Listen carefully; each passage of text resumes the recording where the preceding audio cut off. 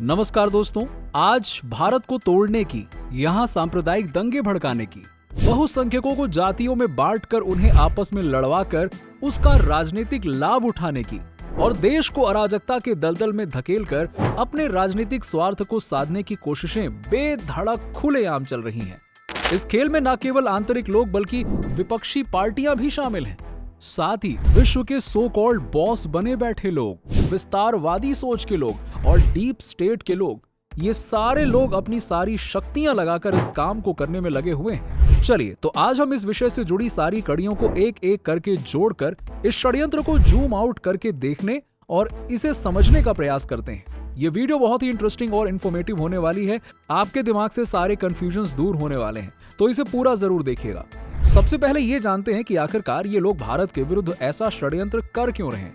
पहला कारण है पिछले एक दशक से कांग्रेस का सत्ता से दूर रहना। देखिए, पिछले एक दशक से भी ज्यादा समय से सत्ता से दूर रहने के बाद एक समय भारत की सबसे बड़ी पार्टी, अरे नहीं, देश की एकमात्र पार्टी कहलाने वाली पार्टी को सत्ता में वापस लाने की इच्छा प्रबल हो उठी है।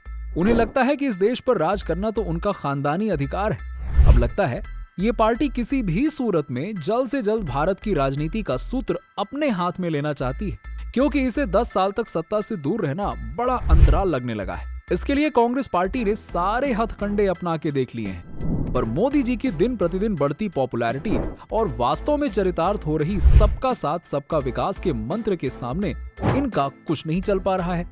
अब इसी हताशा में वो मोदी और बीजेपी का विरोध करते करते अब देश और देश के बहुसंख्यकों का विरोध करने पे उतर आई है। खैर, आगे वीडियो में हम इस पर तथ्यात्मक रूप से यानी कि लॉजिकल वे में चर्चा करेंगे।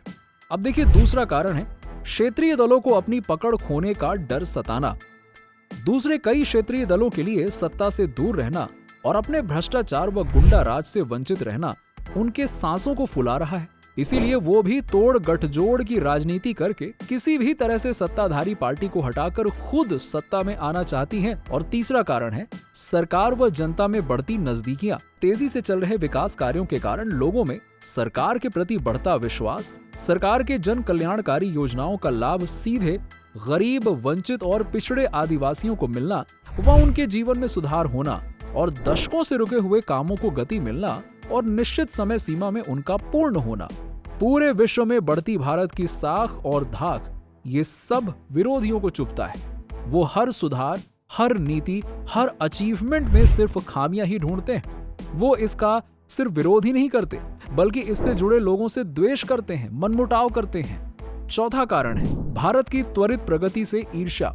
विश्व के कई देश भारत में हो रही प्रगति, विकास कार्य, वैश्विक मंदी में भी तेजी से बढ़ती भारत की अर्थव्यवस्था, अंतर्राष्ट्रीय मामलों में भारत की स्पष्टता व मुखरता, विश्व की अंतरिक्ष अनुसंधान क्षेत्र में बन रहे भारत के नित नए कीर्तिमान और हथियारों के क्षेत्र में बढ़ती भारत की आत्मनिर्भरता।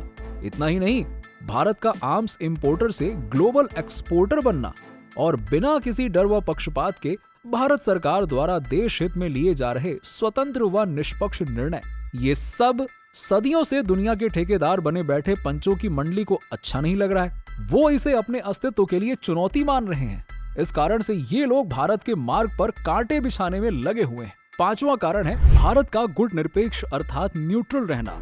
अब देखिए, भारत रूस संबंधों में बढ़ती नजदीकियों से भी पश्चिमी देश परेशान है। जहां वर्ल्ड के सारे सो कॉल्ड विकसित देश रूस यूक्रेन युद्ध के चलते रूस की कमर तोड़ना चाहते हैं और यूक्रेन के साथ हैं, वहीं भारत ने कुछ नहीं कहा है कि हम यूक्रेन के साथ हैं या रूस के साथ हैं। भारत जैसे कुछ देशों का रूस के साथ व्यापार संबंध रखना और दोनों गुटों में बैलेंस बनाकर रखना, किसी को नुकसान न पहुंचाते हुए अपने राष्ट्रीय हितों की रक्षा करना, उन्हें उनके वैश्विक प्रभावों को बढ़ाने के प्रयासों में बाधा लग रही है। नंबर 6, ग्लोबल साउथ में बढ़ रहा भारत का प्रभाव। ग्लोबल साउथ में बढ़ रहा भारत का प्रभाव भारत की सर्वे जना सुखिनो भवंतु की नीति, विकास की दौड़ में पिछड़े हुए देशों को साथ लिए विश्व की प्रगति में उनकी भागीदारी के लिए आवाज उठाना, इसे G20 के दौरान अफ्रीकन यूनियन को इस संगठन में शामिल करने में किए गए प्रयासों में हम सब ने देखा है। इसी के साथ ही ब्रिक्स संगठन में हमारा महत्वपूर्ण भूमिका निभाना और टेक्नोलॉजी के क्षेत्र में अग्र श्रेणी के देशों के समकक्ष पहुंचना, भारत का विश्व के कई देशों से रुपयों में हो रहे पेमेंट यानी कि लेन देन, ये सब कुछ पिछले 4 से 5 दशकों से दुनिया के ठेकेदार बने बैठे देशों के लिए बड़ा ही कष्टकारी हो रहा है, असहनीय हो रहा है ये सब कुछ। नंबर 7, कई क्षेत्रों में भारत की पहल और रिकॉर्ड तोड़ प्रगति। इसके अलावा भारत के यूपीआई पेमेंट सिस्टम को विश्व के कई देशों से अपने देश में स्वीकृति देना और इस टेक्नोलॉजी को भारत से मांगकर अपने देश में उपयोग में लाना पिछले 10 वर्षों में 13 करोड़ से भी अधिक लोगों को गरीबी रेखा से ऊपर उठाना, जन धन योजना के माध्यम से 53 करोड़ से भी अधिक लोगों को बैंकिंग व्यवस्था से जोड़ना और डायरेक्ट बेनिफिट ट्रांसफर के माध्यम से सरकारी योजनाओं का लाभ अंतिम व्यक्ति तक पहुंचाने की प्रामाणिकता से प्रयत्न करना, पूरे भारत में विश्व स्तरीय इंफ्रास्ट्रक्चर को एक एक करके रिकॉर्ड समय में पूरे करते चले जाना और कश्मीर को भारत का अविभाज्य अंग बनाकर उसे प्रगति से जोड़ना, ये सब कार्य 145 करोड़ वाले भारत से जनसंख्या में 1/4 से भी कम जनसंख्या वाले देशों के लिए चमत्कार से कम नहीं है, क्योंकि उन्होंने हमेशा से भारत को तीसरी श्रेणी में ही रखा है। तो कई देशों को भारत की ये बदलती तस्वीरें चुभ रही हैं। ऐसी कई अन्य बातें हैं जो देश और विदेश के भारत विरोधियों को नागवार गुजर रही हैं, पर वो एक एक करके अकेले तो लड़ नहीं सकते, क्योंकि ऐसी स्थिति में उनकी हार निश्चित है। इसीलिए वो एक षड्यंत्र के तहत इकोसिस्टम बनाकर मोदी जी को और भारत को घेरने के लिए चक्रव्यूह रच रहे हैं। चलिए, इस विषय से जुड़े बाकी महत्वपूर्ण बिंदुओं पर हम अगले वीडियो में चर्चा करेंगे। तो अगला हमारा विश्लेषण और भी ज्यादा रोचक होगा, तो उसे मिस ना करें। दोस्तों, आपके सपोर्ट व प्रोत्साहन के लिए हृदय से धन्यवाद। जय हिंद, जय भारत।